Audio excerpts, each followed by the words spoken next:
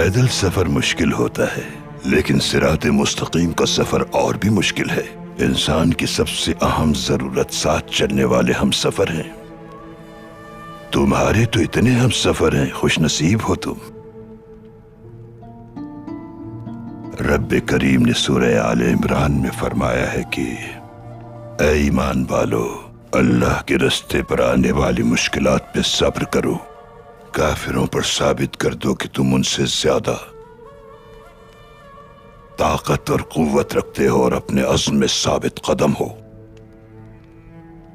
اور آپس میں سیسا پلائی ہوئی دیوار بن جاؤ۔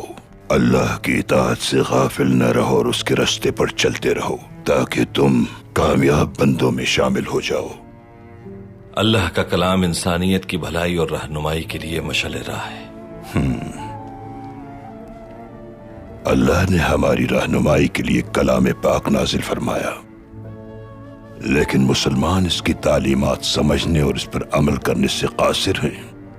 حالانکہ اللہ اپنی کتاب میں فرماتا ہے، آسمانوں اور زمینوں کو بنانے میں، دن سے رات اور رات سے دن کے بدلنے میں، اور ان کے طویل اور مختصر ہونے میں اللہ کی قدرت اور عظمت کی بہت سی نشانیاں موجود ہیں، اور ان نشانیوں کو صرف صاحب عقل و دانش ہی پہچان سکتے ہیں۔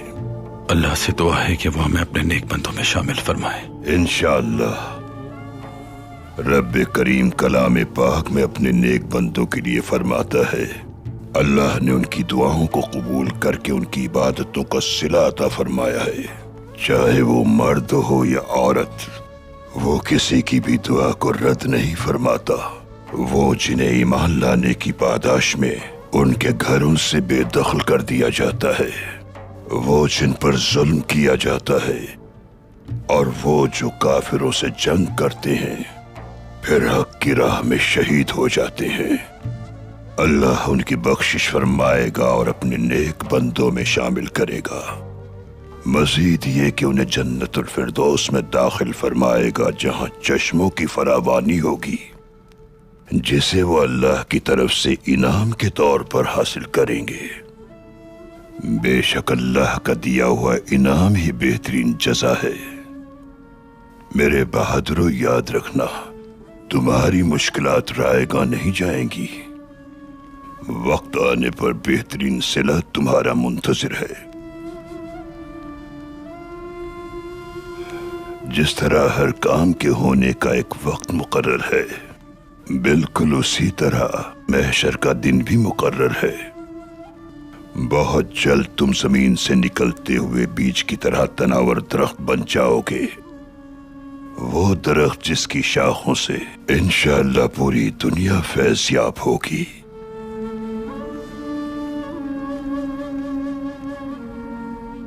اتنے دشمنوں، اتنے ظالموں کے ہوتے ہوئے ہم کس طرح طاقتور ہو پائیں گے؟ رب کریم نے سورہ آل عمران میں ایک اور جگہ فرمایا ہے، مشرکین کی دنیاوی عیش و عشرت اور ترقی سے غلط سوچ کی طرف راغب نہیں ہونا چاہیے، کیونکہ ان کا یہ دنیاوی آرام عارضی ہے اور جلد ختم ہو جانے والا ہے، اور ان کا ٹھکانہ جہنم ہے، اور وہ بہت خوفناک جگہ ہے۔